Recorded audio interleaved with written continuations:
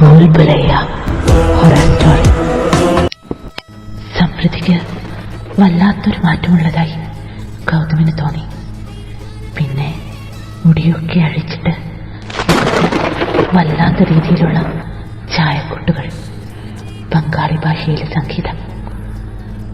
ഗൗതം വല്ലാതെ ഭയന്നു. ഗൗതം ഓടിച്ചെന്ന് സമൃദ്ധിയെ തൊട്ടതും അവൾ അയാളെ പ്രഹരിച്ചു. അയാൾ മുറിയുടെ പുറത്ത് തെറിച്ചു വീണു. മുറിയുടെ വാതിലുകൾ അപ്പോഴേക്കും അടഞ്ഞു. ഗൗതം എഴുന്നേറ്റ് വാതിൽ തട്ടിക്കൊണ്ട് ഉറക്കി സമൃദ്ധിയെ വിളിച്ചുകൊണ്ടിരുന്നു. എങ്ങനെയും സമൃദ്ധിയെ രക്ഷിക്കാൻ ഗൗതം ഒരു ഭ്രാന്തനെ പോലെ ആ വാതിലിൽ തട്ടിക്കൊണ്ടേയിരുന്നു. പെട്ടെന്ന് പിന്നിൽ നിന്നൊരു ശബ്ദം. ഗൗതം നോക്കിയപ്പോ അവിടെ ഇവിടെ എന്ത് ചെയ്യുന്നു?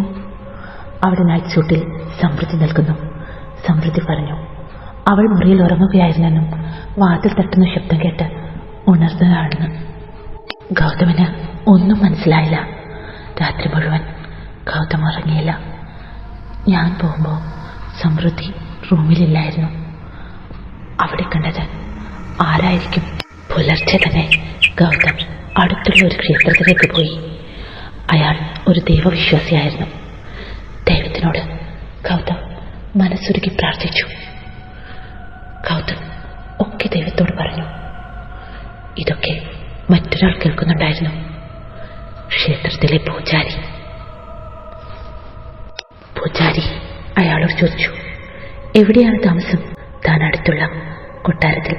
കേട്ടതും പൂജാരിയുടെ മുഖം വിളറി വെളുത്തു. പെട്ടെന്ന് തന്നെ അവിടെ നിന്ന് മാറി താമസിക്കുവാൻ പൂജാരി പറഞ്ഞു. കുറച്ചു വർഷങ്ങൾക്ക് മുമ്പ് അവിടെ ഒരു രാജാവുണ്ടായിരുന്നു. മഞ്ജുലിക എന്ന കൊട്ടാര നർത്തകിയും. മഞ്ജുലികയുടെ നൃത്തം എല്ലാവരുടെയും മനം കവർന്നു. രാജാവിന് അവളോട് ഇഷ്ടം തോന്നി.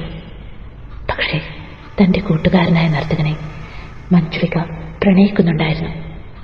ഇത് മനസ്സിലാക്കിയ രോക്ഷാകുലനായ രാജാവ് രണ്ടുപേരെയും കൊന്നുകളഞ്ഞു.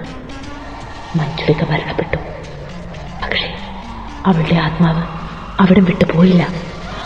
രോക്ഷാകുലയായ മഞ്ജുലിക അവിടെയുള്ളവരെയൊക്കെ ഉപദ്രവിച്ചു. ഇത് മനസ്സിലാക്കിയ രാജാവ് പൂജാരിയെ വിളിച്ചു വരുത്തുകയും പൂജാകർമ്മങ്ങൾ ചെയ്ത് അവളെ എന്നേക്കുമായി ആ മുറിയിൽ ബന്ധിക്കുകയും ചെയ്തു. ഗൗതമിന് ഒക്കെ മനസ്സിലായി. രാത്രിയിൽ കണ്ടത് മഞ്ജുലിക തന്നെ. ഇനി ഇവിടെ നിൽക്കുന്നത് അപകടമാണ്. അവിടെ നിന്ന് എത്രയും പെട്ടെന്ന് സമൃദ്ധിയെ മാറ്റണമെന്ന് അയാൾക്ക് തോന്നി.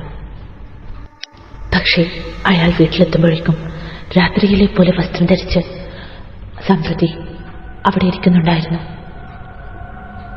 ഗൗതം പറഞ്ഞിട്ടും സമൃദ്ധി അയാളെ നോക്കിയില്ല. അവൾ അയാളുടെ ആളുകൾ പാഞ്ഞെടുത്തു, കഴുത്തിൽ പിടിച്ചുയർത്തി. ബംഗാളി ഭാഷയിൽ എന്തൊക്കെയോ ദേഷ്യത്തിൽ പുലമ്പുന്നുണ്ടായിരുന്നു. ഗൗതമിന്റെ ശ്വാസം നിലച്ചുപോയതായി തോന്നി. പൂജാരി അപ്പോഴേക്കും അവിടെ എത്തി. സമൃദ്ധിയുടെ മേൽ ഗംഗാജലം തെളിച്ചു. ഗൗതമിനെ വിട്ട് സമൃദ്ധി ബോധരഹിതയായി നിലംപതിച്ചു. ഗൗതമും പൂജാരിയും ചേർന്ന് പൂജാകർമ്മങ്ങൾ ചെയ്ത് വീണ്ടും മഞ്ജുലികയെ ബന്ധിച്ചു. ഗൗതം സമൃദ്ധിയെ കൂട്ടി നാട്ടിലേക്ക് തിരിച്ചുപോയി. ആ കൊട്ടാരം വിൽക്കാനോ അതിനടുത്ത് പോവാനോ ഗൗതമിന് തോന്നി. സമൃദ്ധിക്ക് ഇന്നും അറിയില്ല കൊട്ടാരം വിട്ട് അവൾ എന്തിനു തിരിച്ചു പോന്നു എന്നത്.